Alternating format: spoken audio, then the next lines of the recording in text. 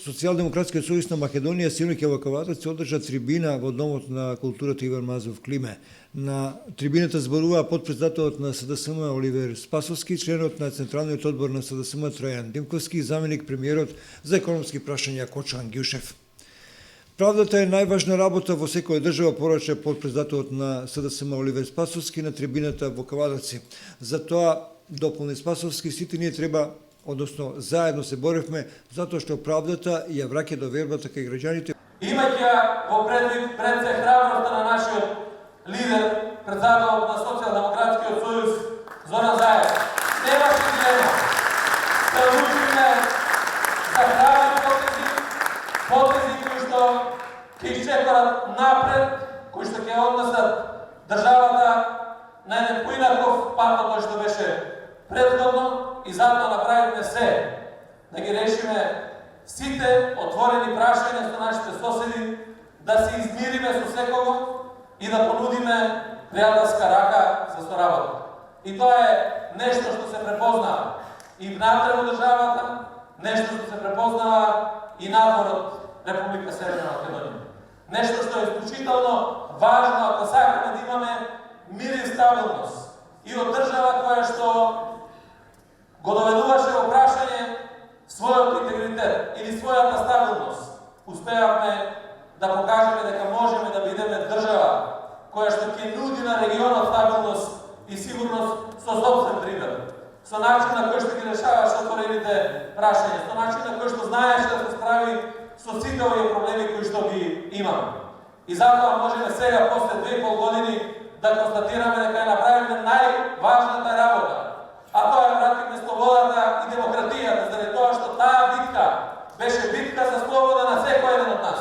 Првиот сериозен проблем со кој се соочив по влегувањето во кабинетот на владата, рече Кочо Ангјушев, вице-премиер за економски прашања, е решавањето на проблемот со Фени. Фени беше фабрика која беше оплячкана, само на транспортерите им се должеше 2,5 милиони евра, а кон банките долгот изнесуваше 42 милиони евра, на сите останати субјекти 27 милиони. Денес Фени работи нормално, долговите кон транспортерите и банките се исплатени, вработените имаат сигурни места. Директно на првите месеци кога се воспостави новата влада и првата бомба која што јас ја начекав во кабинетот се викаше Фени. Сите вие се сеќавате што тогаш се случи. Има ли тука вработени во Фени?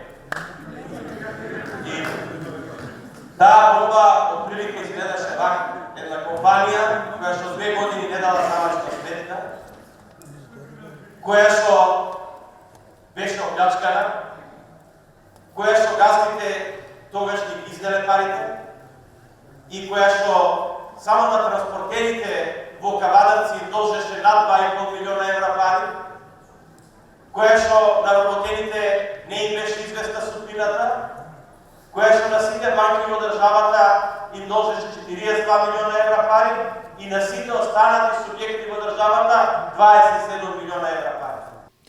На трибината во Кавадарци синоќа за збор се јави и членот на Централниот одбор на СДСМ Тројан Димковски. Тој истакна дека политиката на ВМРО ДПМН е разобличена целосно, дека тие, иако организираат протести, на нив недостасуваат вистинските земјоделци. Кога во 2017 година ја презедовме одговорноста, земјоделците беа поделени и имаше селективна исплата на субвенции и државна помош. Државата беше заробени беа институциите, но овие 2,5 години направивме многу, ги зголемивме субвенциите, онака како што ветивме и постојано ги следиме барањата на земјоделците. Порача на трибината во Кавадарци синоќа членот на Централниот одбор на СДСМ Тројан Димковски. Кога дојдовме, што имаше? Земјоделците беа поделени, селективна исплата на субвенции, поделени на наши и ваши, патриоти и комуњари, се бира кај да се пратат контролите и сето тоа селективен пристап и кон исплата, но и кон сето оно што вие најдобро го знаете, а тоа кон кого ќе уперат прст, или пак од една страна, а од друга страна премногу наградени, давани по 2-3 трактори на едно домаќинство и сето тоа креираше една слика во која што добивме извештај во кој кажува дека ние во тоа време бевме во заробена држава. Изголемивме субвенциите онака како што беа во програмата План за живот, кој потоцна беше и владина програма. Изголемивме и во растителното производство и во сточарското производство.